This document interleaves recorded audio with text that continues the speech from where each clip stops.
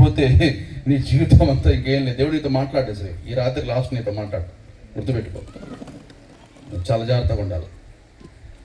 So చాలా సంతోషం, ఎందుకంటే ఈరోజు పరిశుద్ధాత్మ దేవుడు మనకి సహాయం చేయకపోతే మనం దిక్కులేనటువంటి కుక్క సాగు వస్తాం, మనకి కష్టమైపోతుంది. అందుకనే నేను ఎక్కువ సంఘాల్లో మాట్లాడుతున్నప్పుడు, నేను 10,000 మంది ఉన్న సంఘాల్లో మాట్లాడుతూ వస్తుంటాను. ఒక్క వ్యక్తి గురించి కూడా అడవిలో 7 కిలోమీటర్లు నడిచి వాక్యం చెప్పొచ్చా. ఇదేం కహానీ కాదు, ఇది అంత ఈజీ కాదు. అమెరికా నుంచి అడవిలో కూడా, అడవిలోంచి అమెరికా పోతాడు ఎవడైనా, అమెరికా నుంచి అడవిలో కూడా ఎవడరా. సో ఇలాంటి ఒక అద్భుతమైనటువంటి జీవిత శైలి యేసుప్రభు నాకు ఇచ్చాడు. చాలా సంతోషం. మరి రోజు కిరణ్ కుమార్ గారు, పాస్టర్ కిరణ్ గారు, ఎక్కడున్నారు కిరణ్ గారు? Thank you.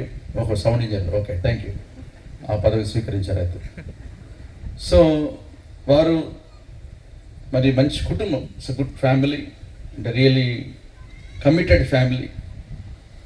మరి అదేవిధంగా మరి మామగారు కూడా ఇక్కడే ఉన్నారు, పాస్టర్ గారు, థ్యాంక్ యూ. విచ్ నాయక్ గారు చాలా సంతోషం మీరు మా మధ్యలో ఉండడం, మమ్మల్ని ఆహ్వానించడం, థ్యాంక్ యూ సో మచ్. మరి మంచి కమిట్మెంట్, ఒక తీవ్రమైనటువంటి సమర్పణ కలిగి ఎన్నో సంవత్సరాలుగా దేవుణ్ణి నమ్ముకొని కష్టాలు బాధలు, కుటుంబాలలో కొంతమంది మాట్లాడరు, కొంతమంది ఇష్టపడరు, అయినా కూడా ప్రభు కొరకు తెగించుకొని వచ్చినటువంటి ఈ కుటుంబానికి నా ప్రత్యేక వందనాలు. Thank you. అందరు పాస్టర్స్, చాలామంది సేవకులు ఉన్నారు, thank you so much all the pastors. మరి సేవకులు అంటే చిన్న విషయం కాదు. నేను ఎప్పుడంట సేవ అంటేనే సావు. ఇలాంటి ఒక పరిచర్య మనం చెయ్యాలి అంటే బైబిల్లో రకరకాల పరిచర్యలు ఉన్నాయి. మన జీవితాల్లో మనం ఆలోచిస్తే, నేను గతంలో మీకు రాత్రి కూడా చెప్పాను, చాలా ఒక గురి, ఒక ఆలోచన కలిగి ఉన్నటువంటి వ్యక్తిని నేను. స్వదాగా ఎవరు ఏది పడితే చెప్తే వినను. నా యొక్క ఈ సంగీత ప్రయాణం, ఈ ప్రపంచంలో సంగీతం అంటే ఏ కులమైన ఏ మతమైనా ఇష్టపడేది. అది దానికి రాజకీయాలు ఉండవు, దాంట్లో కొట్లాట్లు ఉండవు, సంగీతానికి ఎల్లలేవు అంటారు. అది ప్రపంచ స్థాయిలోనే ఏ దేశానికి వెళ్ళినా ఒక సంస్కృతి, దాంట్లో ఉన్నటువంటి లోతైన విషయాలు మనము ఆలోచిస్తే ఒక్కొక్క దేశానికి ఒక్కొక్క సంస్కృతి, ఒక సంగీత పరిజ్ఞానం ఉంటుంది. నేను రాసుకున్నటువంటి పాటల్లో ఇంతకుముందు సినిమా పాటలు, నేను ఒక 1000 సినిమా పాటలు రాశాను. ఎవరు కథలొద్దు, ఇంకా కూర్చోవాలి, ఓకే. ఇది నీ కొంపలో ఉన్నటువంటి ఫంక్షన్ కాదు, ఇది కూర్చోవాలి, కథలొద్దు ఎవరు. మెల్లమెల్లగా నడవటం, తిరగటం, అన్ని పిచ్చి అలవాట్లన్నీ నేర్చుకున్నారు. తల గోక్కోవటం, బయటికి పోవటం, సమోసా తినటం, షాయి తాగటం, కూర్చో. ఇలాంటి సంగీత ప్రపంచంలో నేను చాలా కష్టపడేవాడిని. ఒక 1000 సినిమా పాటలు రాయడం అంటే మాటలు కాదు. 500 బూతు సాహిత్యం రాశాను. ఒక బూతు సాహిత్యం రాయాలంటే, ఒక అమ్మాయి మీద బట్టలు ఊడదీసేటటువంటి ఒక పాట రాయాలంటే అంత ఈజీ కాదు. నువ్వు చూస్తున్నావు కదా ఇప్పుడు సినిమా, బట్టలు ఉండవు అమ్మాయికి సరిగా. మరి దానికోసమే కదా యవనస్తులు థియేటర్కి వెళ్ళేది. నువ్వు ఆపుతావా? కాలేజ్ అమ్మాయిని ఆపలేవు, చెప్పు తీసుకొడుతుంది. నీకు తెలీదు ప్రపంచము ఎట్లా ఉందంటే, నువ్వు దేవుని గురించి ఎప్పుడైతే అడుగు పెడతావో దయ్యం నీ మీదకి లేస్తుంది. చాలా కష్టం. నేను పొద్దున కూడా చెప్పా, ఒక అమ్మాయి నాకు 2016 అనుకుంటా, వదిలేండి పడేసి కథల దేవుడు.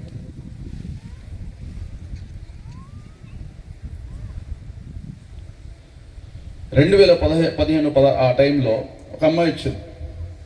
నేను స్టూడియోలో కూర్చొని వర్క్ చేసుకుంటున్నా. నాకు 2011లో నా సినిమా ప్రియుడు అనే cinema, Varun Sandesh, happy days hero, Shekhar Kammula మంచి డైరెక్టర్, ఒక దిల్ రాజు భయంకరమైనటువంటి ఫ్లాప్, ఒక మున్నా లాంటి సినిమా ప్రభాస్తో ఇస్తే ఒక 30 కోట్లు పోయినాయి. అలాంటి టైంలో వరుణ్ సందేశ్ సినిమా హిట్ అయినప్పుడు ఆ సినిమా కొనుక్కున్నాడు దిల్ రాజు. ఇది చెప్తే జాగ్రత్త వినాలి, సినిమా చరిత్ర ఎలా ఉంటుంది. ఇక కృంగిపోయి ఇక మొత్తం డబ్బులు పోయే టైంలో ఒక చిన్న సినిమా కొన్నాడు. కొన్నాక మళ్ళీ వెంటనే ఒక 50 కోట్లు కవర్ అయింది. ఇలాంటి దిల్ రాజుతో 3.5 సంవత్సరాలు తిరిగా నేను. కేబీఆర్ పార్క్ అని ఒకటి ఉంటుంది హైదరాబాద్లో.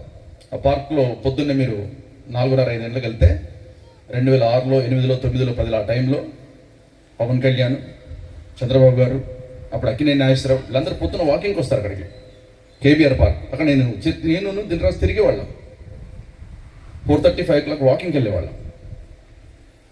డిసిప్లైన్ చూడండి, ఒక సినిమా వాడికి ఎంత డిసిప్లైన్. వాడు పొద్దున్న లేస్తాడు, లేచి చక్కగా జాగింగ్ చేస్తాడు, చక్కగా టైంకి తింటారు వాళ్ళు, చాలా జాగ్రత్తగా.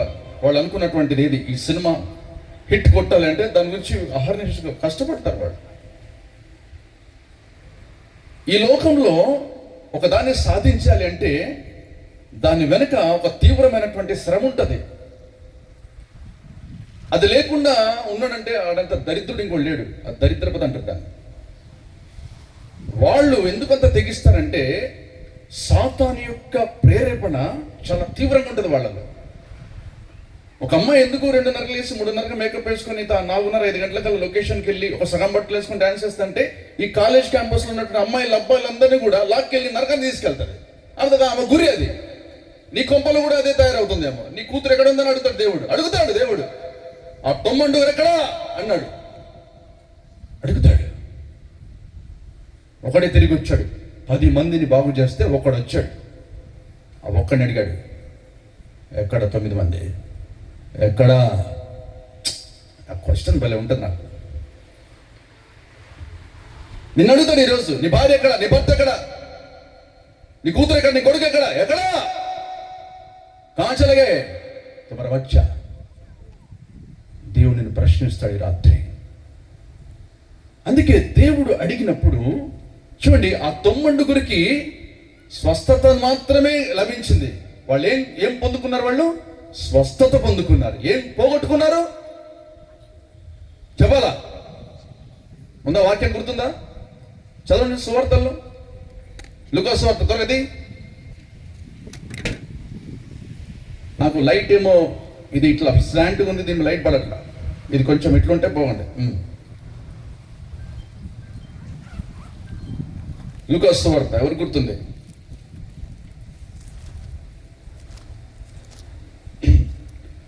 ఆ 9 ఎక్కడ?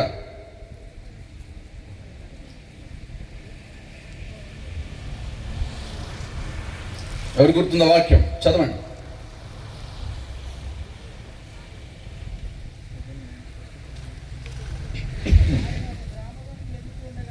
ఎన్నో అధ్యాయము? 17, 12. Thank you. చదవండి.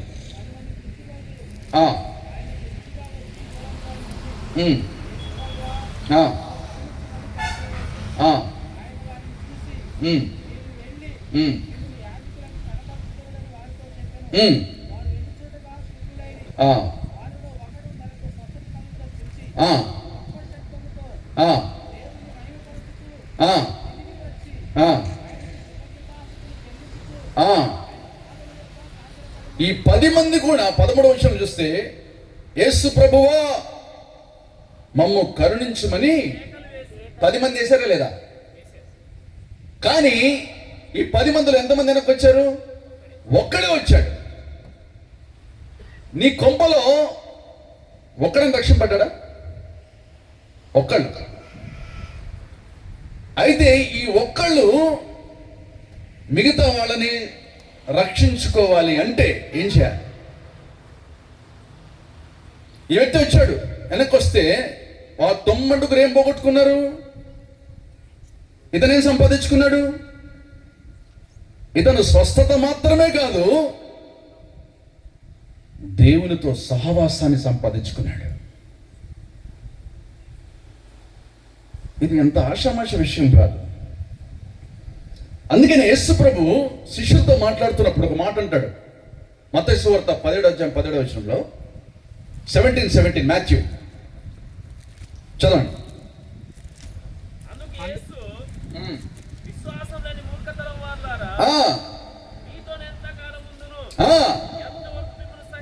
ఎంతవరకు సహించాలి? ఎంతకాలం ఉండాలి మీతో?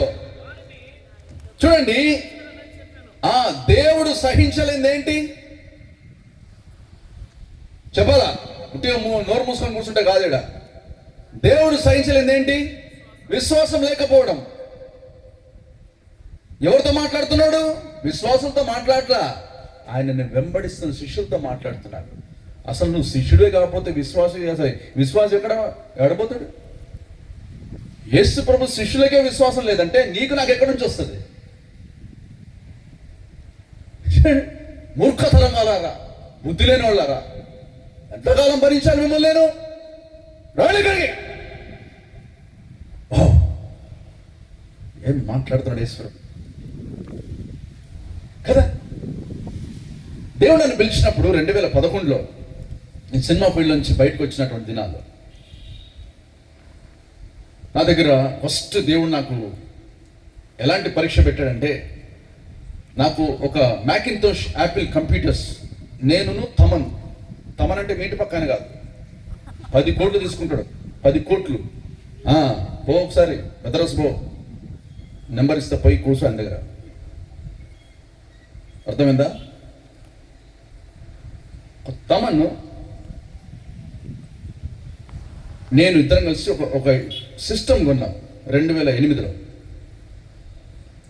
అది 6 లక్షలు మ్యాక్ టవర్ అంటారు దాన్ని. సినిమాలు చేయడానికి చాలా చాలా కాస్ట్లీ టవర్. అది అంత ఈజీ కాదు దాన్ని ఆపరేట్ చేయాలంటే. దాంట్లో ఉన్నటువంటి ప్లగిన్స్ అన్ని స్టడీ చేయడానికే ఒక 30,000 GB ఉంటుంది దాంట్లో. అలాంటిది నేను దేవుళ్ళకి రాగానే ఒక పాట చేద్దామని ప్లగ్ పెట్టి ఆన్ చేస్తే అది కాలిపోయి పొగలు వస్తూ ఉంది. 6 లక్షలు కాలిపోయింది. దేవుడు అన్నాడు, అది కమాన్ పిలుస్తాడు. దేవుడు ఎలా పిలుస్తాడు సార్? నీకు నచ్చిందాన్ని తగలబెడతాడు, నీకు ఇష్టమైందాన్ని తీసేస్తాడు. తట్టుకుంటావా? నీకు నీ కొడుకు అంటే ఇష్టమా? అబ్రహాం, నీ కొడుకుని తీసుకొచ్చి పొడిచి పడే. నీ పెళ్ళని కూడా చెప్పొద్దన్నాడు. ఏం దేవుడండి! నీకు ఇష్టమైంది లోకంలో ఏదైనా కావచ్చు, అది ఈరోజు నీ నుండి దూరమగును గాక.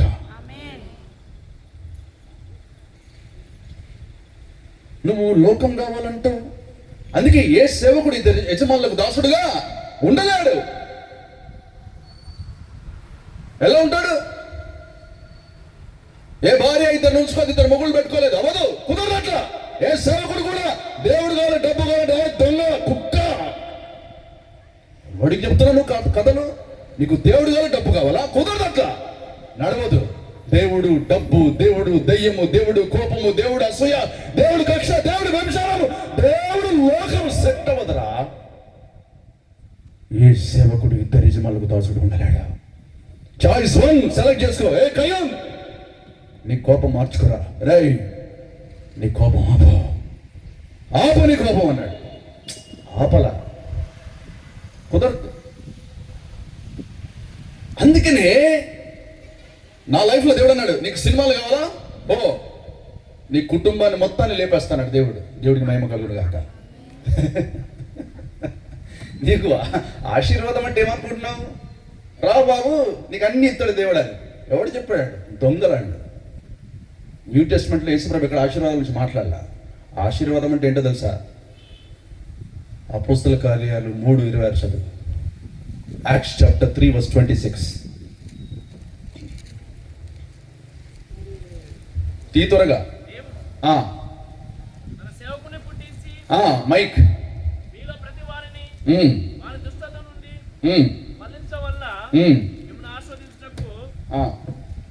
మళ్ళీ చదవాలా చక్కగా నీట్గా. చూడండి బైబిల్.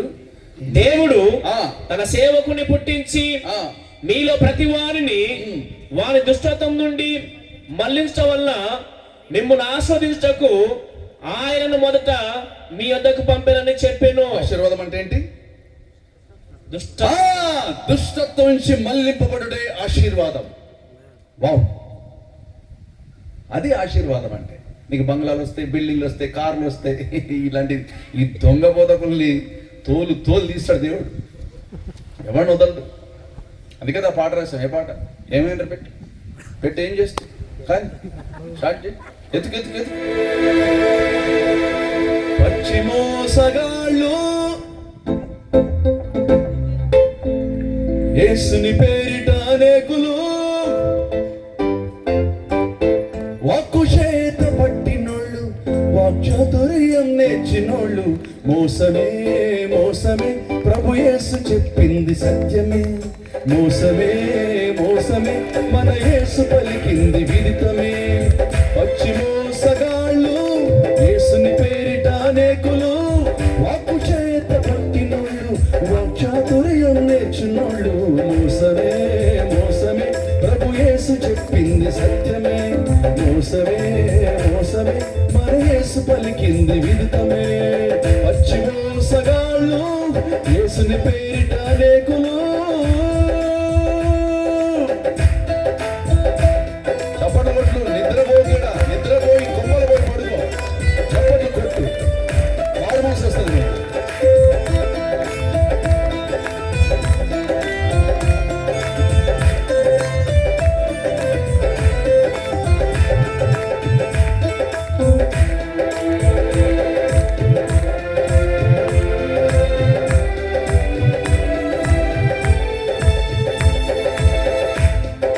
తెలివిగా చందాలు పట్టి, తెలియని బ్యాంకులలో పెట్టి, ఇచ్చకపు మాటలతో ప్రజల హృదయాలు రెచ్చగొట్టి,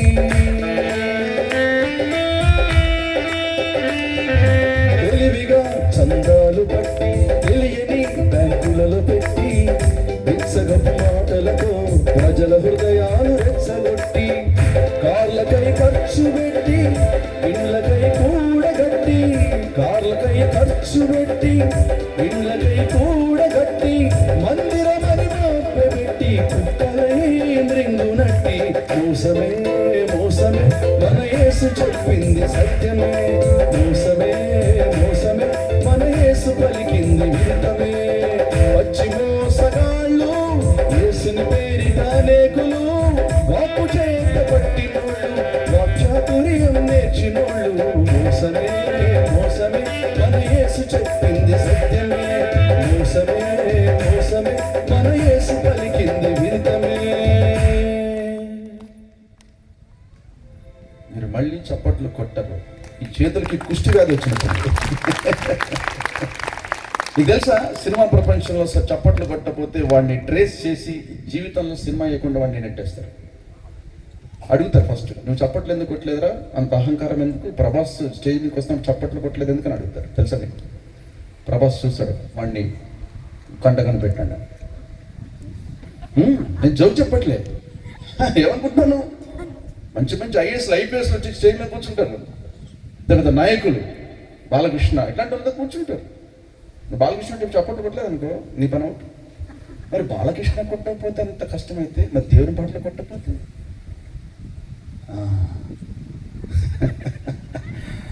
నువ్వు క్రైస్తవురాలు దొంగ మొఖం అంటాడు దేవుడు. ఈ దొంగ మొఖాలతో పని అవుతుందా? అవు.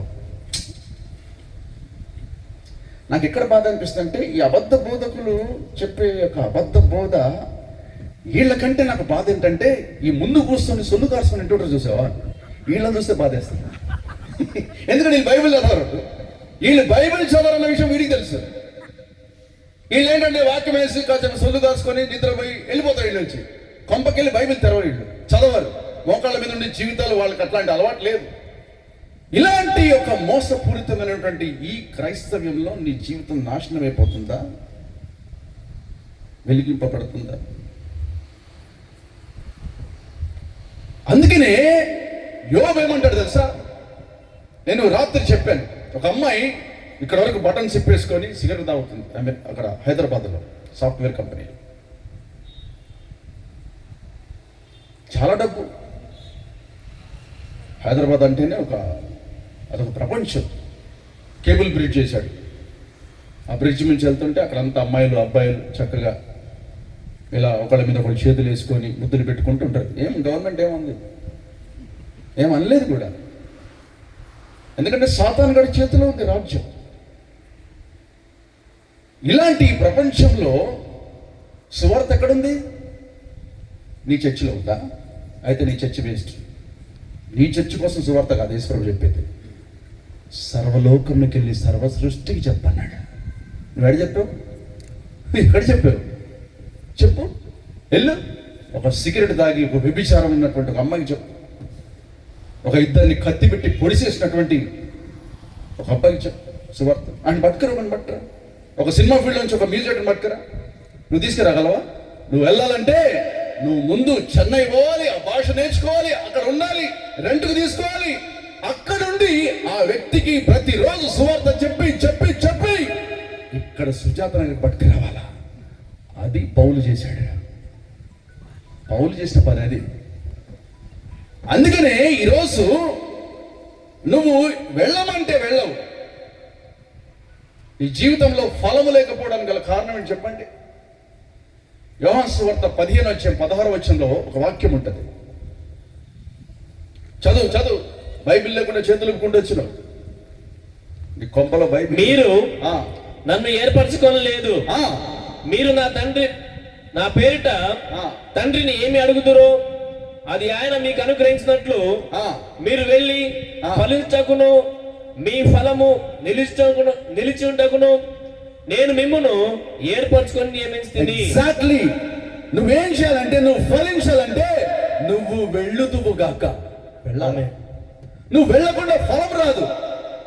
నువ్వు వెళ్ళకుండా నీ చర్చ్ బాగుపడదు. నువ్వు వెళ్ళకుండా నీ ఆత్మీయత ఏం కాదు. నువ్వు వెళ్ళకుండా ఏ మీటింగ్లలో పెట్టుకో. ఎవరికి కావాలి నీ మీటింగ్లు? నువ్వేంది పెట్టేది మీటింగ్?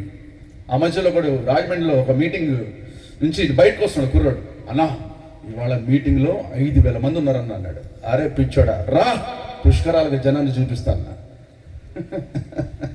పుష్కరాలుగా జనం 12 లక్షలు వస్తారు నీకు. నువ్వు 5,000 ఏంటి? నీ మొహం. ఒక సీఎం మీటింగ్ పెడతా రారా? ఒక సినిమా హీరో వస్తే జనం రారా? జనం చూసి దేవుడే పట్టించుకోడు.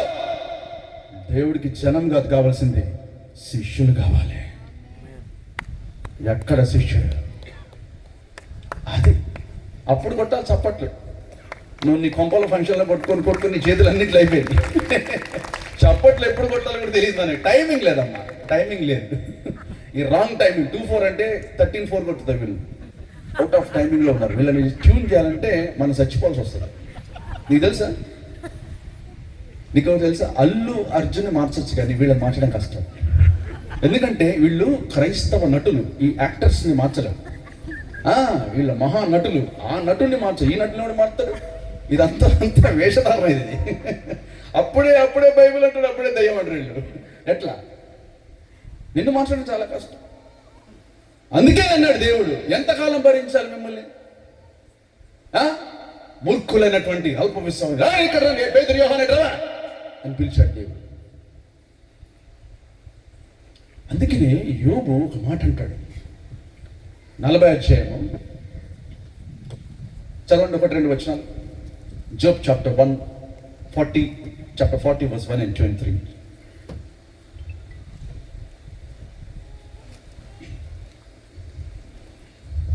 త్వరగా 40వ అధ్యాయము 1-2 వచనాలు. మరియు యెహోవా యోబునకు ఇలాగూ ప్రత్యుత్తరం ఇచ్చెను, ఆక్షేపణలు చేయజుచువాడు సర్వశక్తులకు దేవునితో వాదింపవచ్చునా? దేవునితో వాదించినప్పుడు ఇప్పుడు ప్రత్యుత్తరం ఇవ్వవలెను. అప్పుడు యోబు యెహోవాకు ఇలాగూ ప్రత్యుత్తరం ఇచ్చెను, చింతించుము, నేను నీచుడను. ఆగండి, ఏమన్నాడు? నీచుడను. నేను ఏమన్నాడు? నీచుడను. ఎవరు నీచుడంట? యోబు. నేను అన్నాడు. నువ్వేమంటావు? నువ్వు దొంగ, నువ్వు వ్యభిచారివి, నువ్వు తిండిపోతువి, నువ్వు అంటావు. నేనంటాను, నువ్వెవరు సార్? నేనేంటి? నేను నీచుడను. అది నేను ధనవంతుణ్ణి. నీకు తెలుసా నీ ఉద్దేశం ఏంటో, దేవుని ఉద్దేశం ఏంటో ఈ రాత్రి తేలిపోవాలా. అందుకే లవోదిక సంఘంలో ఒక సంఘ పెద్ద ఉన్నాడు, చెల్లెలు, ఒక పాస్టర్ కావచ్చు, ఒక సంఘ పెద్ద కావచ్చు. ఆ సంఘ పెద్దతో దేవుడు మాట్లాడుతున్న మాట ఏంటంటే, చదవండి 3వ అధ్యాయము ప్రకటన గ్రంథము. నేను ధనవంతుడను అని చదవండి. 18వ చదవండి. అక్కడ 3వ అధ్యాయము.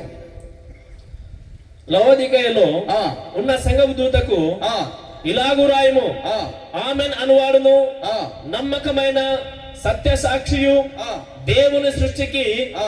ఆదినైన వాడు చెప్పు సంగతులు ఏమనగా, ఏమనగా నీ క్రియలను ఆ, నేనెరుగుదును. ఆ, నీవు చల్లగానైనను ఆ, వెచ్చగానైనను లేవు. ఆ, నీవు చల్లగానైనను ఆ, వెచ్చగానైనను ఉండిన మేలు. ఆ, నీవు వెచ్చగానైనను ఆ. చల్లగానైనను ఉండక ఆ. నులివెచ్చనగా ఉన్నావు గనక yes, నేను నిన్ను ఆ.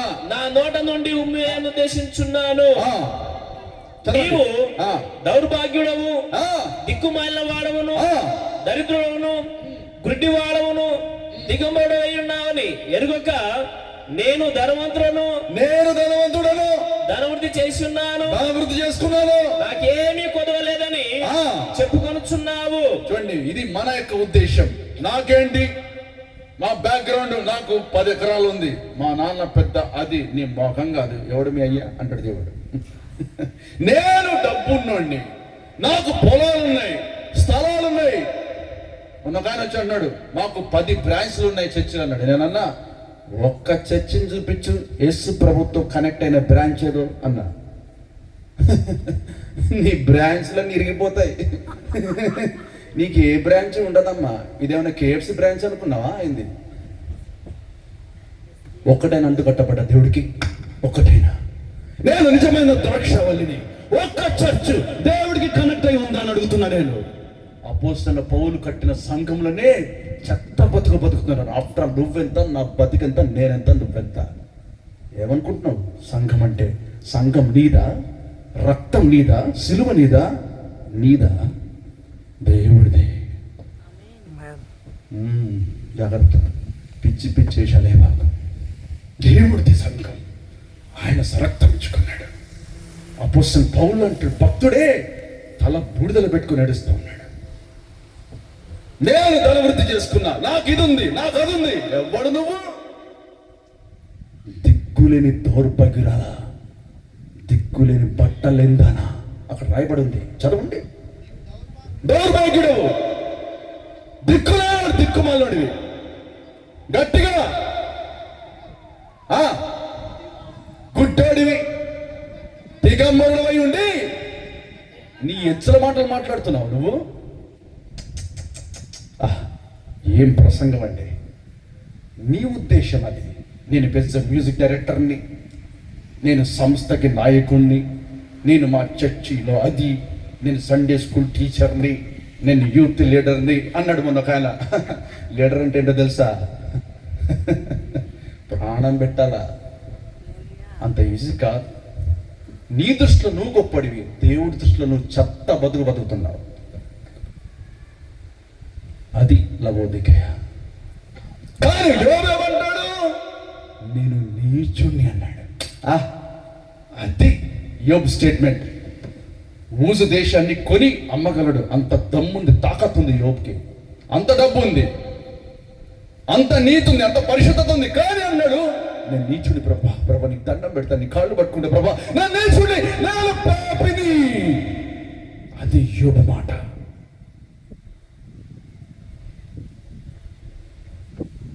F minor.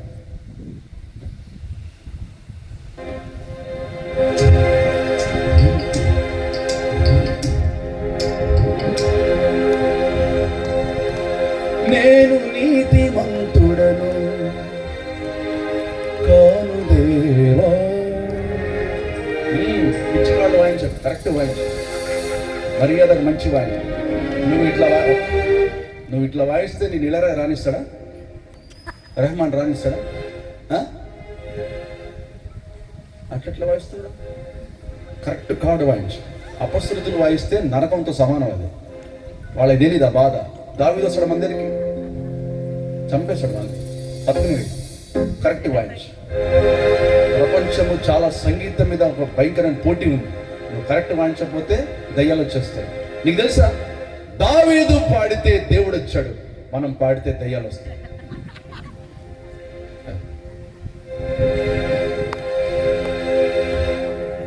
కొంచెం సౌండ్ కరెక్ట్గా ఉందా? నిన్నట్టుగా ఏదో తేడా జరిగింది, ఏదో సంథింగ్ ఈక్యూస్ మార్చుంటున్నారు. ఓకే, కొంచెం మిడ్ పెంచాలా. నిన్న చేసిన పెట్టిన ఈక్యూస్ ఏదో తేడా వచ్చింది. నేను నీతిమంతుడను కాను దేవా, నీకు నమ్మకస్తునిగా లేను యేసయ్యా. కరుణించి నన్ను బ్రోచి కాపాడినావు, ఏకాకినైన నాకు దిక్కు నీవైనావు.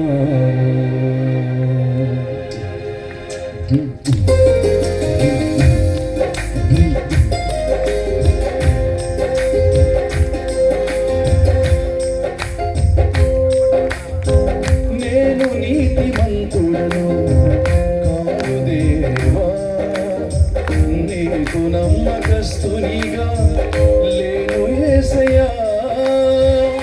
కరుణించి నన్ను బ్రోచి కాపాడినావు, ఏకాకినైన నాకు దిక్కు నీవైనావు. నేను నీతిమంతుడను కాను దేవా.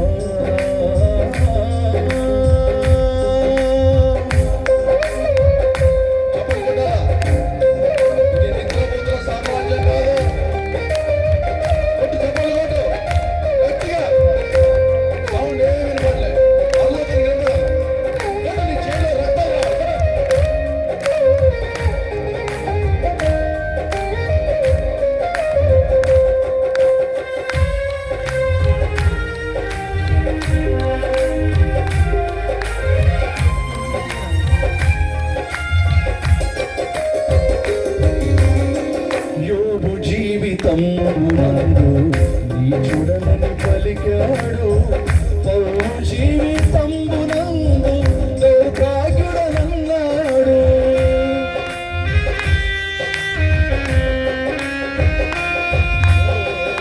యోబు జీవితమునందు నీచుడనని పలికాడు, పౌలు జీవితమునందు దౌర్భాగ్యుడనన్నాడు.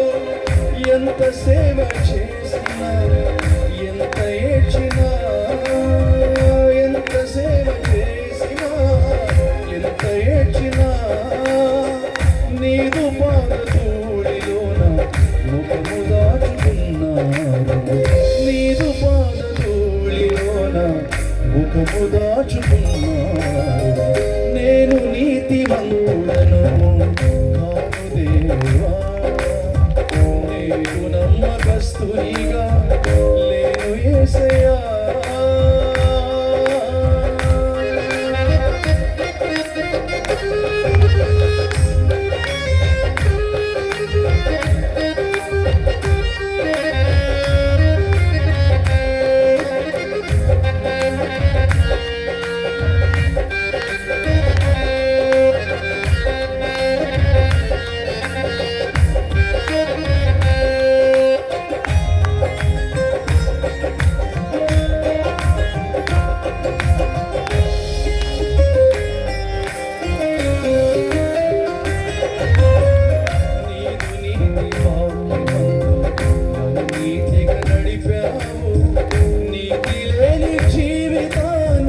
సిలువలో క్షమించావు.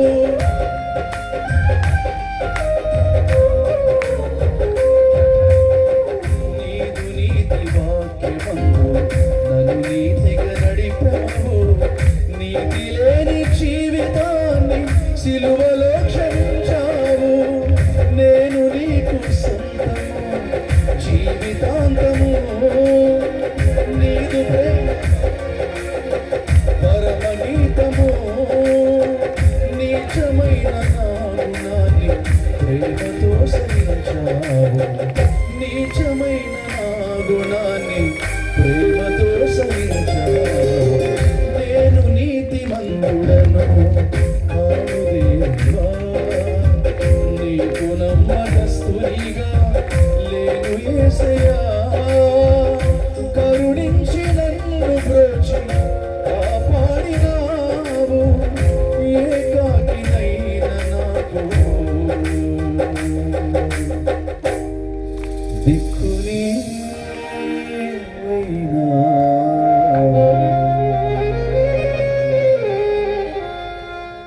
సౌండ్ ఏదో మిస్ అవుతుంది చూసుకో. సౌండ్ బాగాలే, నిన్న బాగుంది సౌండ్, డిస్టర్బ్ చేశారు. మైకులు మారితే కుదరదు, జీవితాలు మారాలి. సౌండ్ మార్చి.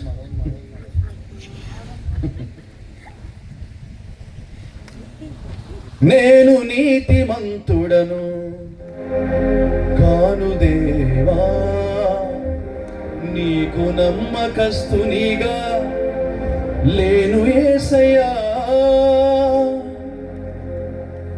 నేను నీచుని ప్రభా, నీచుని.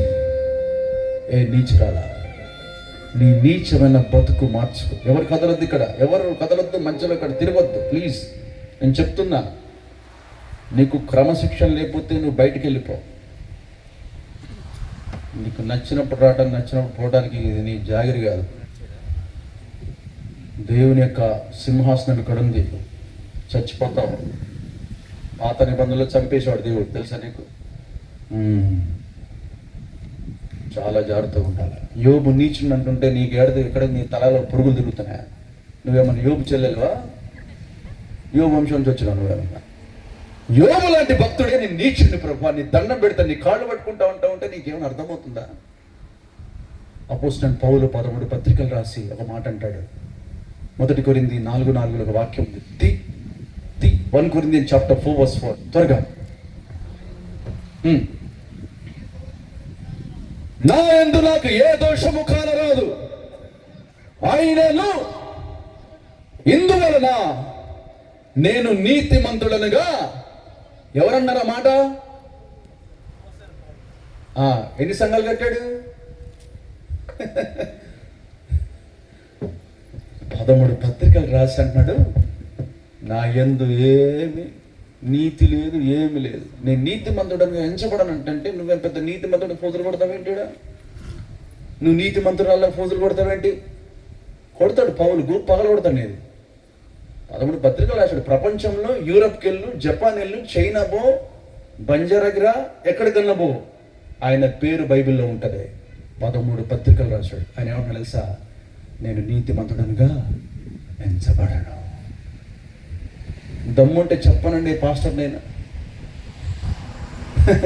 చెప్పలేను. నీకు పొగరెక్కువ, నీకు నీ ప్రెస్టేజ్ ఎక్కువ. నీకు కిందికి దిగకపోతే శిక్ష పడుతుంది నీకు. నేను నీతిమంతుడిగా ఎంచబడను. అంత గొప్ప మాట. నేను ఆ మధ్యలో 21లో అమెరికా నుంచి వచ్చాను. యుఎస్లో చాలా రాష్ట్రాల్లో మాట్లాడి ఇండియాకి వచ్చాను. మా పాస్టర్ వైట్ హౌస్లో లాయర్. వైట్ హౌస్ అంటే తెల్ల సున్నాలు వేసుకున్నటువంటి గోడ కాదు, ప్రెసిడెంట్ ఉండేటువంటి వైట్ హౌస్. ఆయన అన్నాడు, జోనా నీకు గ్రీన్ కార్డ్ చేసేస్తానా, నువ్వు చాలా టాలెంటెడ్, నువ్వు 20 ఇన్స్ట్రుమెంట్లు అవలీలుగా వాయిస్తున్నావు, నీ గ్రీన్ కార్డ్ చేసేస్తా 2 yearsలో అన్నాడు. నేను గదిలోకి వెళ్ళి ప్రార్థన చేసుకుంటే దేవుడు అన్నాడు, నీ గ్రీన్ కార్డ్ లేదు, ఏం లేదురా, నువ్వు వెళ్ళిపోయి కొంచెం అన్నాడు. వెళ్ళిపో, నీ దేశానికి వెళ్ళిపో. నీ దేశంలో సర్వనాశనం అయిపోతా ఉంటే గ్రీన్ కార్డ్ అడుగుతావేంటి? నీ కొంప నాశనం అయిపోతా ఉంటే ఆదివారం చర్చి మానేసి పనికి పోతావేంటి? నిన్నేమనాలి? నువ్వు దౌర్భాగ్యుడివి, దిక్కుమాలినోడా, బట్టలు లేదానా, నీ బతుకేంటి అసలు? ఎప్పుడు బాగుపడతావు నువ్వు? ఇలా దేవుడు నాతో మాట్లాడుతూ వచ్చాడు. వెళ్ళిపో నీ దేశానికి, నీ గ్రీన్ కార్డ్ లేదేమి, వెళ్ళిపో అన్నాడు దేవుడు. పాపం వచ్చేటప్పుడు నాకు ఒక సూట్ ఇచ్చాడు ఆయన, పైది చాలా కాస్ట్లీ, 40,000-45,000 ఉంటుంది. అది ఎలాంటి సూట్ అంటే యూరోపియన్ సూట్. అది మట్టిలో పడేసి ఇట్లా మట్టి అంత అంటించి ఇట్లా దులిపేస్తే మట్టి ఉండదు, పట్టుకోదు మట్టి దానికి, అలాంటి క్లాత్ అది. సరే వచ్చాను 2022లో మంచి ఒక ఏలూరులో వాక్యం చెప్తున్నా. అంత యవనస్తులు ఒక 1500 మంది ఉన్నారు. క్రిస్మస్ టైం, డిసెంబర్ టైంలో మంచి సూట్ వేసుకుని, నాకు చలి పుడుతుంది వేసుకొని చెప్తున్నా. అంత అయిపోయింది, అందరు యవనస్తులు వచ్చానా, నా ఫోటోలు దిగాలన్నా ప్లీజ్ అన్న, ఇవాళ మా జీవితాలు మారిపోయినా, ఏడ్చుకుంటే ఫోటోలు దిగుతున్నాను. సరే నా సూటు తీసేసి కొంచెం వామ్గా ఉంది, వేడిగా ఉందని ఒకడికి ఇచ్చా, పట్టుకోరా అని ఇచ్చా. వాడు పట్టుకొని వెళ్ళిపోయాడు. అరే భలే నవ్వు వస్తుంది, నీరు కాదు కదా పోయింది, నాది కదా. ఎంత సంతోషమే. నాది పోతే నీకెంత నవ్వు, నీది కూడా ఒక 2 కిలోల బంగారం పోతే నీకు బాగుంటుంది. నీ కొంప తగలబడుతుంటే అప్పుడు నవ్వు నువ్వు మరి. అప్పుడు నవ్వాలా? డిఎల్ కూడా అప్పుడు నవ్వాడు. ఇంటికి వస్తే ఇల్లు తగలబడుతుంది, అరే భలే తగలబడుతుంది, పోతే పోయింది ఇల్లు, కానీ నా చేతిలో బైబిల్ ఉంది, దేవుడికి మహిమ కలుగును కాదు అన్నాడు. అది పంచ్ అంటే. అట్లా కొట్టాలి సాతాను గాని, అంతేగాని తుస్తు క్యాండిడేట్ లాగా అమ్మ నా ఉంగరం పోయిందమ్మా, అమ్మ నా చీర పోయిందమ్మా, పోసమొకందాలా ఇంకా నీ ఉంగరం చీరంటే పిచ్చి ముఖం దానా, దిగంబరి గుడ్డి ముఖమా, దిక్కుమాలిందానా అని తిడతాడు దేవుడు. పోయింది 45,000 సూటు పోయింది. పట్టుకొని ఇచ్చా, పట్టుకొని వెళ్ళిపోయాడు. అట్లా వెళ్ళిపోయారా నీ డబ్బులు తీసుకొని? వెళ్ళిపోయినాక ఏం చేయాలి నువ్వు చెప్పు, ఏం చేస్తావు చెప్పు. నాకు ఇష్టమైనది ఒకటే ఉంది, సూటు లేదు ఇంకా. ఆయన ఫాస్టర్ గారి మధ్యలో ఫోన్ చేశాడు, ఏ జోలా హౌ ఆర్ యు అన్నాడు. అమ్మా ఈ సూట్ ఎత్తుతాడు అనుకున్నా, ఇతనే ఎత్తిండు, సూట్ ఏదన్నాడు. ఆ సూట్ నాకు సూట్ అవ్వలేదు సార్ అని చెప్పాడు. ఆడు సూట్ అయినట్టు మంచిదే కదా, సూట్ అయితే పోనీలో ఎవడు కూడా సూట్ అయింది, సంతోషమే. ఆడేంత అవసరతలు ఉండవు. విషయం ఏంటంటే, సరే రూమ్లోకి వెళ్ళి లాడ్జ్లోకి వెళ్ళి ప్రార్థన చేశాను, ప్రభువా నాకు చాలా ఇష్టం అని తీసేసావే, నేనేమన్నా బాగా ప్రేమించానంటావు. సరే నాకు ఒక జాబ్ వచ్చింది ప్రార్థన చేస్తే. దేవుడు ఎలా మాట్లాడతాడు చూడు, నీతో మాట్లాడతాడే నాకు తెలియదు కానీ నాతో మాట్లాడతాడు దేవుడు. దేవుడు ఎవడికి దగ్గరగా ఉంటాడో వాడితో మాట్లాడను గాక మాట్లాడతాడు. లూకాసు వార్త 6వ అధ్యాయము 29వ వచనం వచ్చింది నాకు. చూడు వచనం చదువు, బైబిల్ నేను బతికిస్తుంది, జీవం ఉంది వాక్యంలో. గట్టిగా మంచిగా బలంగా బైక్ తీసుకొని అక్కడ వాళ్ళు ఎవరికి బైబిల్ చీకట్లో ఉన్నారు, వాళ్ళు అందులో కొంతమంది వృద్ధులు ఉన్నారు, వాళ్ళు చదవరు బైబిల్, కొంతమంది కళ్ళు కనపడరు. నిన్ను ఒక చెంప మీద కొట్టు వాని వైపునకు రెండవ చెంప కూడా త్రిప్పుము, నీ పై బట్ట ఎత్తుకొని పోవాన్ని నీ అంగిని కూడా ఎత్తుకొని పోనేకుండా అడ్డగింపకము. ఈ వాక్యం వచ్చింది. ఏమర్థమైంది విజయ్? సూటు కాదంట, లోపల షర్ట్ కూడా ఇచ్చారట. ఇచ్చేస్తావు? నీ కీబోర్డ్ ఇచ్చేసి నిజంగా చాలా దుఃఖం వస్తున్నట్టుందా ఫేస్ అంతా?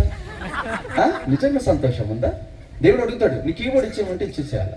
నువ్వు 1.5 కోటి ఇల్లు అనుకున్నావు అనుకో, ఆ విధవరాలు అటు పోతుంది చూడు, ఆమెకి ఇచ్చేయమంటాడు. అది క్రైస్తవ్యం అంటే.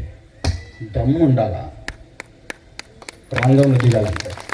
అది క్రైస్తవ్యం అంటే, అది పౌలు అంటే, అది యోబు అంటే, అది యెషయా అంటే, అది కనాను స్త్రీ అంటే, అది సమరయ స్త్రీ అంటే. ఏం క్రైస్తవులు అండి, తుస్ క్యాండిడేట్లు. చిన్న సమ వస్తే, చిన్న ప్రాబ్లం వస్తే పిరికి మొగాళ్ళగా తోక ముడుచుకొని పరిగెడతావు. నీకు దేవుడు పనిస్తాడా? నువ్వు చేయలేవు. నేను అప్పుడు చెప్పా, దేవా నీకు స్తుతి కలుగును కాక.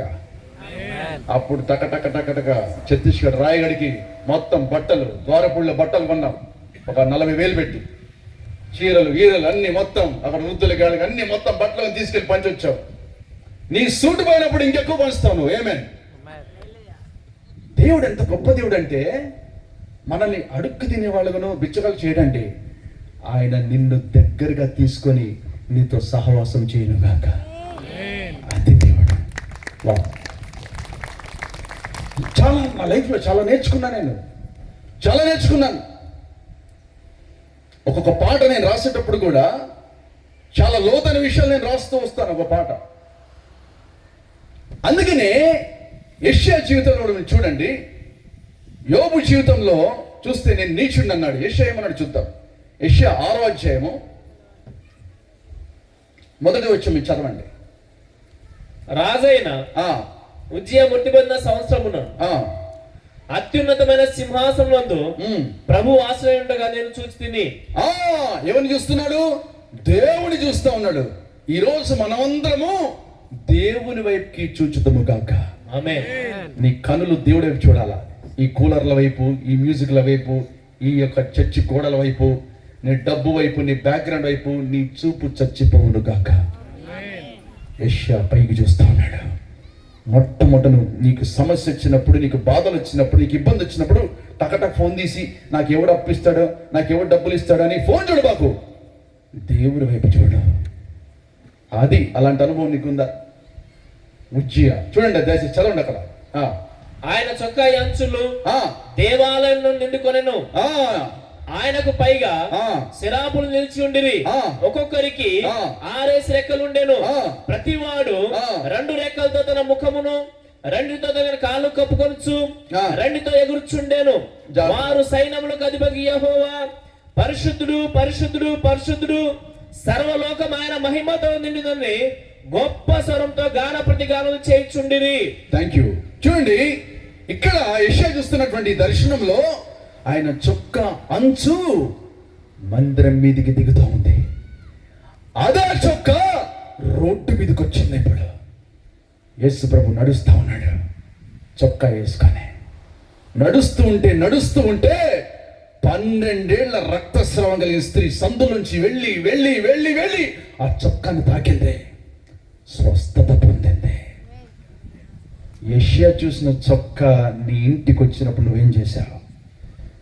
యెషయా చూసినటువంటి ఆ చొక్కా మందిరం మీదకి దిగినప్పుడు ఒక స్త్రీ భయంకరమైనటువంటి అస్వస్థతకు గురి అయినప్పుడు ఆమె ఆ చొక్కాని తాకేటటువంటి ప్రార్థన సంఘము చేయనుగాక. అది చొక్కా అంటే ఏమి అనుభవం అండి. అక్కడ చొక్కా రోడ్డు మీదకి వచ్చింది. నీకు తెలుసా, ఈ దొంగలు, అబద్ధ బోధకులు, డబ్బు సంపాదించే దుర్మార్గులు ఆ చొక్కాని చీట్లు వేసుకున్నారు. జాగ్రత్త. యెషయా చూసిన చొక్కా ఏమైపోయింది? ఒక ఆమెకి స్వస్థత ఇచ్చింది, ఈ దొంగలకి ఆహారమైంది. 6 రెక్కలు. ఈ 6 రెక్కల్లో 4 రెక్కలు ఆరాధనకి సాదృశ్యంగా ఉన్నాయి. 2 రెక్కలతో ముఖము కప్పుకున్నారు, 2 రెక్కలతో కాళ్ళు కప్పుకున్నారు. ఈ ముఖము కప్పుకోవడము, కాళ్ళు కప్పుకోవడం అంటే దేవుణ్ణి ఆరాధించడము. నీకు అర్థం కాదని చాలా ప్రాముఖ్యం. ఆరాధన అంటే ఏంటి? ఆరాధన అంటే ఏంటి? రాలయ్యున్నవాడ రారాజు దేవా డిస్కటి చిక్కి చిక్కి, ఇది ఆరాధన అంటే అదేనా? పరిశుద్ధుడా పావనుడా యేసయ్యా అని పాడతాను. మొన్నపడు పొగలు పెట్టుకొని నేనన్నా అట్లా పాడకరా, నీకు దండం పెడతాను. నేను నోట్లో అంత భయంకరమైనటువంటి పాపం పెట్టుకొని ఎందుకు పాడుతాను? అది ఆరాధన కాదు. ఆరాధన అంటే ఏంటి? ఏంటి ఆరాధన అంటే? ఏంటి ఆరాధన అంటే? ఆరాధన అంటే యేసు ప్రభు కాళ్ళు మొక్కడమే ఆరాధన. ఆ కనాను స్త్రీ వచ్చి వాళ్ళకు మ్రొక్కి, యోబు దేవుడు కాళ్ళకు మ్రొక్కి దుమ్ములో ధూళిలో తలకాయ పెట్టుకోలేను. అబ్రహాము దేవుడికి మొక్కను, మరియా దేవుడి పాదాల దగ్గర కూర్చొని పాదాలు మొక్కను. ఆరాధన అంటే దేవుడికి మొక్కడం. ఈ 4 రెక్కలు దేవుణ్ణి మొక్కుతూ ఉన్నాయి. ముఖాన్ని కప్పుకొని, కాళ్ళను కప్పుకొని. అందుకే 1870లో రాశాడు మా ముత్తాత. ఎందులో ఆంధ్ర క్రైస్తవ కీర్తన పుస్తకం. వీళ్ళకి ఎవరికైనా తెలుసు అది? ఆంధ్ర క్రైస్తవ కీర్తన పుస్తకంలో పురుషోత్తం చౌదరి, బేతాళ జాన్, వీళ్ళు ఎవరైనా తెలుసు? వీళ్ళకి వాళ్ళు తెలియదు. అల్లు అర్జున్, ప్రభాస్, చెప్పు, పలానా రాజకీయ నాయకుడు, పలానా రాజకీయాలు చేసేవాళ్ళు, పలానా వ్యాపారవేత్తలు, వాళ్ళ కొంపల్లో పనికి మళ్ళీ చెత్త అంతా తెలుసు. కానీ పురుషోత్తమ చౌదరి తెలియదు. మరి ఎట్లా నీ జీవితం? ఆంధ్ర క్రైస్తవ కీర్తన పుస్తకం అంటే ఏమనుకుంటున్నావు? జోక్ కాదు. అందులో ఉంది ఒక పాట, ఏమైనా ఏముకంబు ఏముకంబు తోడవద్దు. ఈ పాట ఐ థింక్ ఎప్పుడు రిలీజ్ అయింది? ఈ పాట గుర్తుందా నీకేమన్నా? త్రాహిమం 2013లో. నువ్వు వచ్చినావు కదా ఆడియో ఫంక్షన్. కీరవాణి గారి పక్కన కూర్చోలే? దెబ్బలు వేసి పడ్డా లేదా? కంట్లో నీళ్ళు వచ్చినాయి. ఎవరికి? కీరవాణి, బాహుబలి సంగీత దర్శకుడు. కంట్లో నీళ్ళు పెట్టుకున్నాడు. నువ్వు కంట్లో అంతా పొగరు పెట్టుకున్నావు. నీ కళ్ళు ఎందుకు పనికిరా, వేస్ట్. కీరవాణి కూడా కొడతా నేను. ఏం క్రైస్తవే ఇదని డబ్బు లేచి నిలబడ్డాడు ఈ పార్టీ. బా ఏం సాహిత్యం ఇది. నేను ఒకసారి వేటు సుందరరాముడితో పని చేస్తున్నా.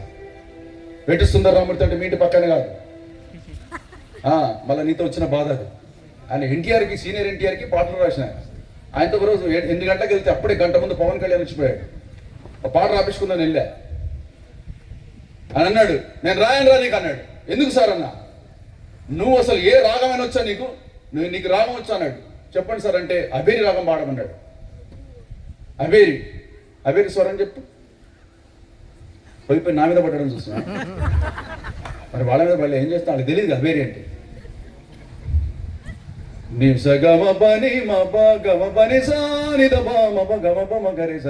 ఇది అబేరి. నా శత్రువులు నన్ను చుట్టినను, నరకపు పాశములరి కట్టినను. దొరికిదా? వరదవలే భక్తిహీనులు పొర్లిన, వదలక నన్ను ఎడబాయని దేవా. యెహోవా నా బలమా, యథార్థమైనది నీ మార్గం, పరిపూర్ణమైనది నీ మార్గం. యెహోవా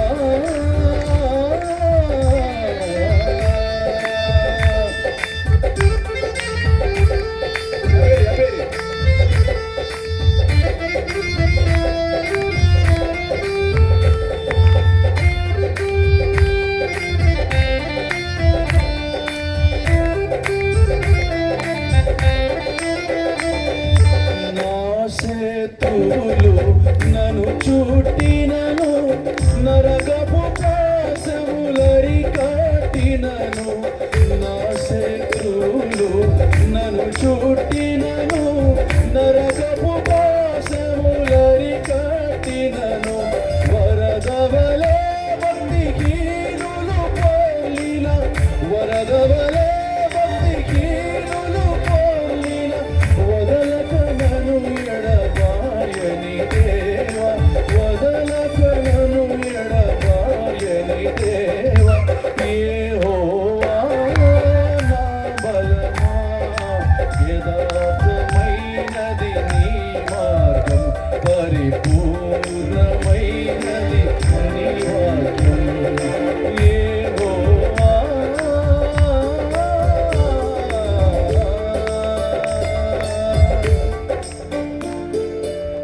ఇది అబేరి. ఆరాధన నా యేసయ్యా మదిలోని. ఏం కంపోజ్ చేశా ఈ పాటిని రెహమాన్ అన్నాడంట. అరే ఏం చేశా చూడు, నీకు ఓ విషయం చెప్తా. ఈ క్రైస్తవులకి దేవుడు అంటే ప్రేమ లేదు, అన్యుడికి ఉంటుంది. ఆలోచిస్తాడు, అరే ఏంటి పాట ఇంత బాగా చేశారు. ఒక సినిమా సంగీతాన్ని కాలంతో ఇట్లా తన్నినట్టుంది క్రైస్తవ గీతం. ఆలోచిస్తాడు వాళ్ళు. నీకు విలువ తెలియకపోవచ్చు, నీకు దేవుడు అంటే ప్రేమ లేకపోవచ్చు, నీకు బైబిల్ అంటే సులకనై ఉండొచ్చు, కానీ ఒక అన్యుడు రోడ్డు మీద పోతున్న అన్యుడు వచ్చి దేవుడు పాదాలు మొక్కుతాడు.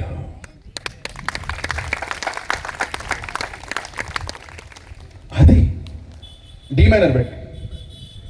అందుకే రాశాను నేను, మతాధిపతి కానా జీ మేజర్, శతాధిపతి మిన్నా,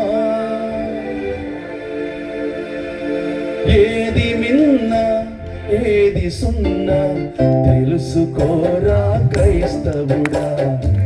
నిన్ను కన్నా యేసు కన్నా ఏది లేదురా లోకాన. ఏది మిన్నా ఏది సున్నా తెలుసుకోరా క్రైస్తవుడా.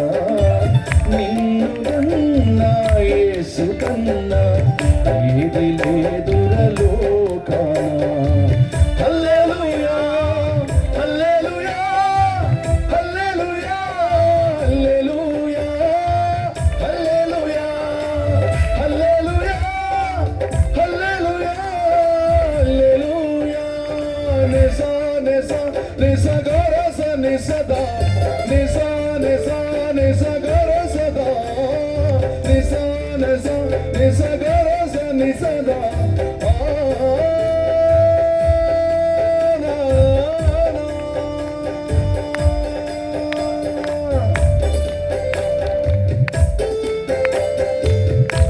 మైక్ సార్ రాట్లే మమ్మల్ని అయిపోయింది ఫీడ్బ్యాక్ బాగాలేదా చెప్పలు కొట్టాలా నిద్రపోతుడా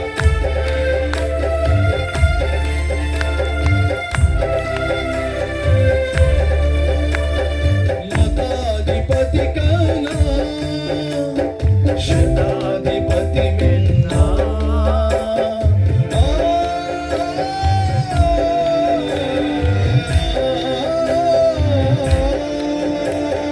మతాధిపతి కానా శతాధిపతి మిన్నా సంచిలో ధనము కన్నా సమాధానమే విన్నా అన్న ప్రార్థనలో ఉన్న ఆశయం ఎంతో మిన్నా అందరమెక్కుట వలదన్నా అంగలార్చుటయే ఏది మిన్నా ఏది సున్నా తెలుసుకోరా క్రైస్తవుడా నిన్ను కన్నా యేసు కన్నా ఏది లేదురలోకాన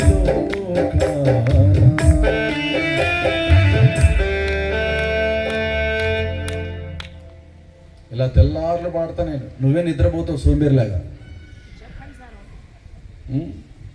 ఎట్లా నీ జీవితం నీకు ఎవడం బాధ ఉందా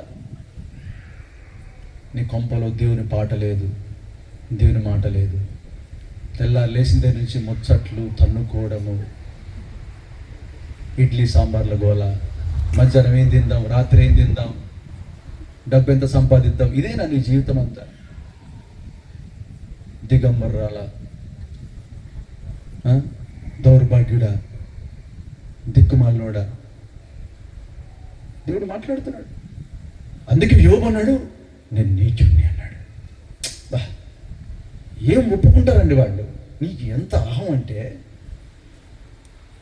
నువ్వు మట్టిలో తలకాయ పెట్టు నీ బతుకు మారిపోద్ది రాత్రి పెట్టి తలకాయ పెట్టు మారిపోదు నీ జీవితం మండిస్తాడు దేవుడు నిన్ను పాత నిబంధనలో హానుకు దేవుడితో నడిచాడు క్రొత్త నిబంధనలో లూకాసు సువార్త 24:30 దేవుడు మనతో నడుస్తున్నాడు హల్లెలూయా దేవుడు నీతో నడుస్తానంటున్నాడు యోబుతో నడిచాడు దేవుడు ఎందుకు వాళ్ళు పశ్చాత్తాపడ్డారు 2 రెక్కలతో ముఖము కప్పుకొని 2 రెక్కలతో కాళ్ళు కప్పుకోవడము దేవుణ్ణి ఆరాధించడము యెషయా దర్శనాన్ని చూస్తా ఉన్నాడు ఒక ప్రవక్త చూస్తా ఉన్నాడు చూడగానే దేవుడు శబాష్ యెషయా సూపర్ ఏం ప్రవక్త నువ్వు అన్నాడా అల్లా 5వ అధ్యాయంలో చూస్తే వాళ్ళకి శ్రమ వీళ్ళకి శ్రమ వాళ్ళకి శ్రమ అంటున్నాడు యెషయా చదవరు ఎప్పుడైనా చూడండి 5వ అధ్యాయం చూడండి 8వ వచనం 5వ అధ్యాయంలో చూస్తే 11వ వచనం 5:11 మద్యము త్రాగుదుమని వేకున లేచి ద్రాక్ష ఆరసము తమకు మంట పుట్టించు వరకు చాలా రాత్రి వరకు పానం చేయు వారికి శ్రమ 18వ వచనం భక్తిహీనతయు త్రాళత దోషమును లాగుకొండు వారికి శ్రమ 20వ వచనం కీడు మేలనియు మేలు కీడనియు చెప్పుకొని చీకటి వెలుగనియు వెలుగు చీకటి అనియు ఎంచుకొని వారికి శ్రమ 21వ వచనం తమ దృష్టికి తాము జ్ఞానమనియు తమ ఎన్నికలో తాము బుద్ధిమంతులనియు తలంచుకొని వానికి శ్రమ ఇప్పుడు 6వ అధ్యాయం 4వ వచనం చదువు వారి కంఠస్వరం వల్ల గడప కమ్ముల పునాదులు కదులుచు మందిరము ధూపం చేత నిండగా నేను అయ్యో నేను అపవిత్రమైన పెదవులు గల వాడను అపవిత్రమైన పెదవులు గల జనుల మధ్య నివసించు వాడను నేను నశించి తిని నీకు శ్రమ, నీకు శ్రమ, నీకు శ్రమ, నీ శ్రమ అంటే దేవుడు, "ఏయ్ యెషయా, నీకు శ్రమ." బా, దేవుణ్ణి చూస్తేమో తెలుసా, దేవుడు అంటాడు, నీ లోపలికి చూడు, నీ లోపలికి చూసుకో, అపవిత్రమైపోయావు. నువ్వు చర్చికి వస్తావు కానీ నీ బుద్ధి మారలా, నీ గుణము దరిద్రపు గుణం మీదే. నువ్వు అపవిత్రమైపోయావు, నీ ఆలోచనలు బాగలేవు, నీ కొంపలో సమాధానం లేదు. నువ్వు నటిస్తున్నటువంటి భార్యవి, నటిస్తున్న భర్తవి, దేవుణ్ణి అవమానిస్తున్నటువంటి యవనస్తుడా గుర్తుపెట్టుకో, నీ లోపలంతా పురుగులు బట్టి అపవిత్రమైపోయావు. నువ్వు యెషయా కంటే భక్తుడివా? అయ్యో నేను ఇన్ని చర్చిలు కట్టా, నేను ఇంతమందికి అప్పులు ఇచ్చా, నేను నా కొడుకు పెళ్లి వైభవంగా చేశా, పో దిక్కుమాలిందానా అంటాడు దేవుడు. ఎవడు నువ్వు? యెషయా మాట్లాడుతుంటే తిక్క ఉందా నీకమన్నా? ఏమనుకుంటున్నావు నువ్వు? ఎవరు నువ్వు? ఆఫ్టర్ ఆల్ దేవుని దర్శనం చూస్తున్నాడు ప్రవక్త, భయపడ్డాడు. యోబు అన్నాడు, ప్రభా నేను నీచుని ప్రభా. యెషయా ఏమన్నాడు? నేను అపవిత్రమైపోయానన్నాడు. పశ్చాత్తాపం లేదు, మీటింగ్ల మీద మీటింగ్లు, ఓ పెద్ద పెద్ద కృషిళ్ళు. ఏది మారు మనసు అది? ఎవడికో నీ స్వస్థత? తొమ్మడూరు ఎక్కడ? నా దగ్గర తిని నేను పెడితే స్వస్థతలు పొందుకొని ఉద్యోగాలు సంపాదించి ప్రమోషన్లు కొట్టి లంచాలు ఇచ్చి బాగా కొవ్వికి పోయినటువంటి ఆ తొమ్మడుగురు ఎక్కడ తీసుకురా? ఒక్కడే వచ్చాడు. ఈ చర్చిలో ఒకడున్నాడా? ఒక్కడు. చూపించేవాడికి యెషయా అన్నాడు, అయ్యో నేను అపవిత్రమైన పెదవులు కలిగిన వాడు, నన్ను క్షమించు ప్రభా. నీకు తెలుసా, దేవుణ్ణి ఆరాధించిన తర్వాతే దేవుణ్ణికు సేవ అప్పగించను గాక. 2 రెక్కలతో ముఖము కప్పుకొని 2 రెక్కలతో కాళ్ళు కప్పుకున్న తర్వాత వాళ్ళు ఎగురుతూ దేవుణ్ణి సేవ చేస్తున్నారు, సేవిస్తూ ఉన్నారు.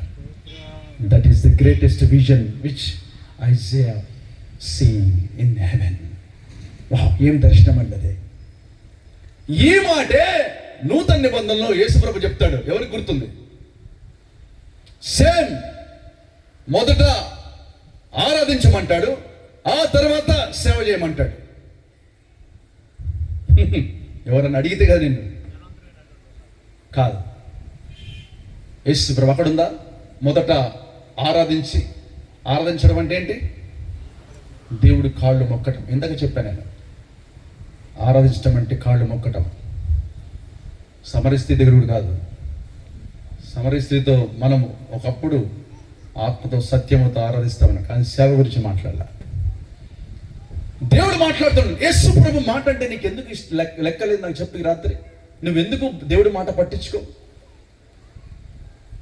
అనే. దేవుళ్ళలో ఒక దేవుడు కాదు. దేవుళ్ళలో ఒక దేవుడు అయితే నేను సినిమా ఫీల్డ్లో ఉంది 100 కోట్లు సంపాదించి ఇలాంటి సుజాతంగా కాదు, పెద్ద పెద్ద మెట్రోపాలిటన్ సిటీస్లో చర్చలు కడతా. తెలుసా నీకు? అడిగితే నాకు సుకుమార్ 10 కోట్లు అంటే ఏమంటే ఇస్తాడు. వాళ్ళు దేవుడు అంటే వాళ్ళకి విశ్వాసం లేదు, కానీ నేనంటే ప్రేమే. నాకు ఇస్తాడు 10 కోట్లు ఏమంటే. 10 కోట్లు పోయి చర్చ కట్టలేమా? కట్టొచ్చుగా. మరి ఆయన దేవుళ్ళలో దేవుడు అయితే అట్లా చర్చ కట్టొచ్చు, కానీ ఆయన దేవుడు. అందుకే మనం మన ఇష్టం అంటే చేయలేం. అది హల్లెలూయా. అది అందుకనే మత్తయి సువార్తలో సాతానుతో చెప్తాడు దేవుడు, చూడండి, నీ దేవుడైన యెహోవాను శోధింపవలదు. అక్కడ చదవండి, మత్తయి సువార్త 4వ అధ్యాయము.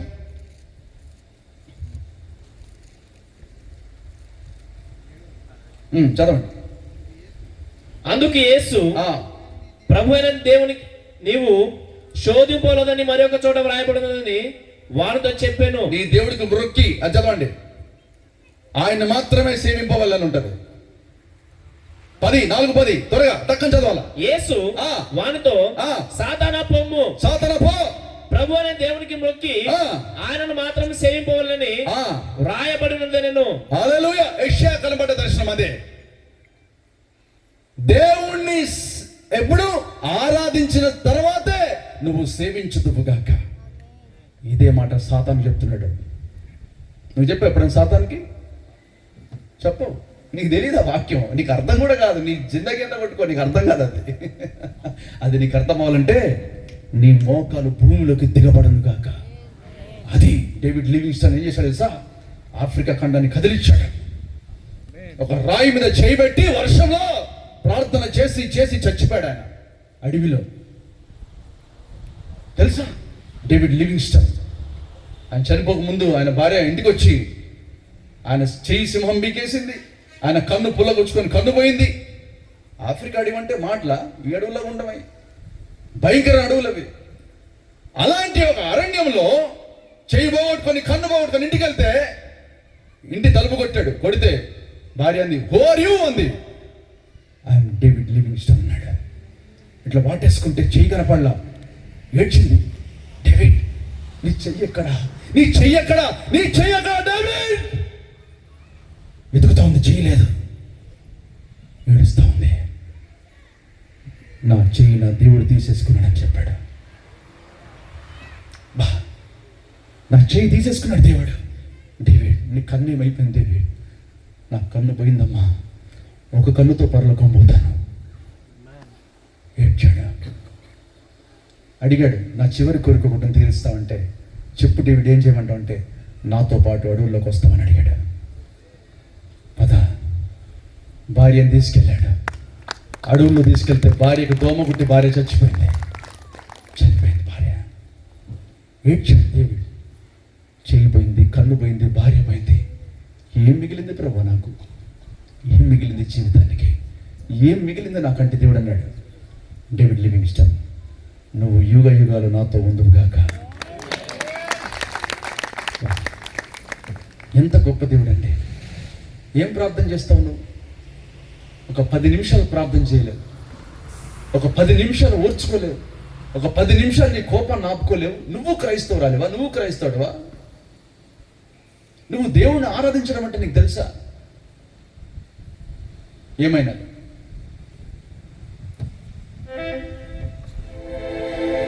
ఏమో కంబు తోడవద్దు యేసునాథ నీదు మ్రోలా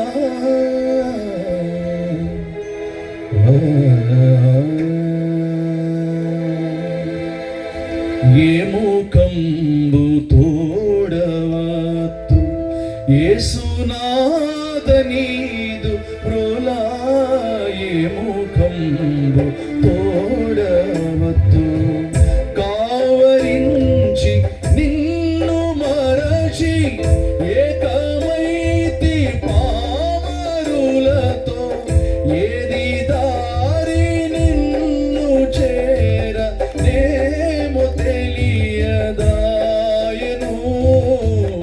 ఏ ముఖంబు తోడవద్దు యేసునాథ